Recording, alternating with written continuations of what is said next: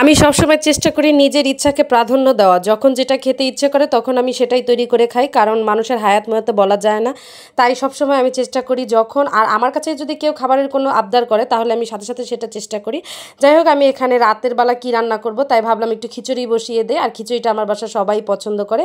আর মরিচ ছিল না, আমার কাছে একটা বোম্বাই মরিচ ছিল, ভাবলাম এটা দিয়ে খিচুড়ি রান্না করে ফেলি। তাই এখানে পেঁয়াজ রসুন কেটে নিয়েছিলাম, আলু নিয়েছিলাম, যেহেতু আমার বাসায় কোনো সবজি ছিল না তাই আমি গিয়ে আলু আর টমেটো নিয়েছি। এরপরে পেঁয়াজ রসুনটাকে একটু হালকা ব্রাউন কালার করে এখানে আমি আদা বাটা আর রসুন বাটা দিয়ে দিলাম। আর আদা বাটা রসুন বাটাটা দেওয়ার পরে একটু ভালোভাবে ভেজে নিলাম। সবগুলোকে আমি একটু ভালোভাবে ভেজে নেওয়ার পরে চাল ডাল ধুয়ে নিয়েছিলাম আর চাল ডাল দিয়ে দিলাম। এরপরে যেহেতু শুধু রাত্রেই রান্না করব তাই অল্প পরিমাণে রাতে যতটুকু প্রয়োজন ততটুকুই আমি নিয়ে নিয়েছি। চাল ডাল নিয়ে নেওয়ার পর এখানে আমি ধনিয়ার গুঁড়া অ্যাড করছি, হলুদের গুঁড়া দিয়ে দিলাম আর একটু মরিচের গুঁড়া দিয়ে দিলাম। যেহেতু আমার বাচ্চারা খাবে তাই মরিচের গুঁড়াটা আমি অল্প দিয়েছি, জিরার গুঁড়া দিয়ে দিলাম আর স্বাদ মতো লবণ দিয়ে দিলাম। আর আলু কেটে দিয়ে রেখেছিলাম, সেই আলুটা দিয়ে একটু ভালোভাবে কষিয়ে নেব। আর এখানে আমি একটু সময় নিয়ে কষাবো, কারণ কষানোর মধ্যে অনেক সময় রান্নার টেস্টটা নির্ভর করে।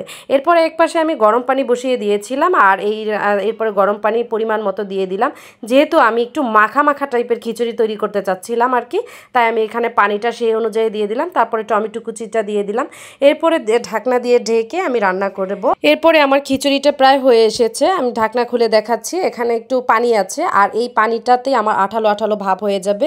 আর আমি এই একটু আঠালো ভাব খিচুড়িটা একটু বেশি পছন্দ করি, তাই আমি সবসময় চেষ্টা করি একটু আঠালো ভাব করার জন্য।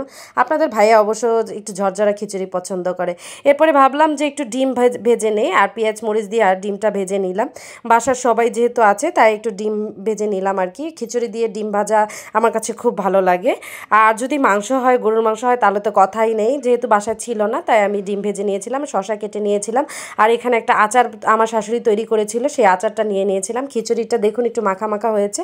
এরপরে খিচুড়ি নিয়ে নিলাম, সবাই মিলে প্লেটে বসে গিয়েছিলাম আর কি, সবাই মিলে একসাথে খাবারটা কমপ্লিট করলাম। এরপরে খিচুড়ির সাথে আমি একটু যে আচারটা তৈরি করেছিল সেই আচারটা নিয়ে নিলাম। খিচুড়ির সাথে আচার দিয়ে খেতে আমার যে কি ভালো লাগে, আমি সবসময় খিচুড়ির সাথে আচার ব্যবহার করি। আর একটু গরম গরম খিচুড়ির সাথে আচার আর ডিম ভাজা কার কার পছন্দ কমেন্ট করে জানাবে। আজ এই পর্যন্তই। আসসালামু আলাইকুম। সবাই ভালো থাকবে আপুরা, আর আমার জন্য সবাই দোয়া করবে। আমি একটু অসুস্থ। যাক, আজ এই পর্যন্তই। আসসালামু আলাইকুম।